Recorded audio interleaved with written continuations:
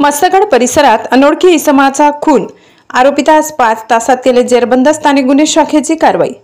जालना शहरातील मस्तगड परिसरात एका अनोळखी इसमाचा मृतदेह आढळून आला होता, परंतु त्याच्या अंगावर जखमा असल्याने त्याचा कोणीतरी खून केल्याचा संशय पोलिसांनी व्यक्त केला होता।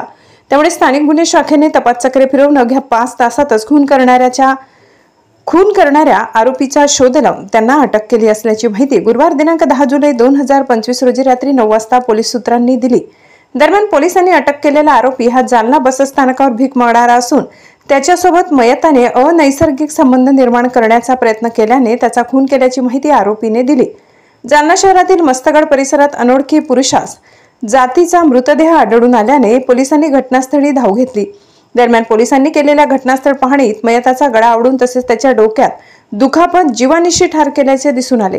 डेड बॉडी अनोळखी असल्याने सहाय्यक पोलीस निरीक्षक आरती शेषराव जाधव यांच्या फिर्यादीवरून कदीम पोलीस ठाण्यात कलम 103(1) भारतीय न्याय संहिता अन्वये गुन्हा दाखल करण्यात आला होता। त्यामुळे पोलिसांनी मयताची ओळख पटविण्याचे आवाहन केले। तोपर्यंत स्थानिक गुन्हे शाखेचे पोलीस निरीक्षक पंकज जाधव यांनी वरिष्ठांच्या मार्गदर्शनाखाली पथक तयार करून आरोपीचा शोध सुरू केला। तांत्रिक विश्लेषण आणि सीसीटीव्ही फुटेजच्या आधारे अज्ञात संशयित आरोपी शक्तिमान उर्फ शक्ती अंकुश भोसले, व्यवसाय भीक मागणे, राहणार देऊळगाव राजा, जिल्हा बुलढाणा, यास बसस्थानक परिसर जालना येथून ताब्यात घेण्यात आले। त्याची पोलिसांनी चौकशी केली असता त्याने गुन्ह्याची कबुली दिली।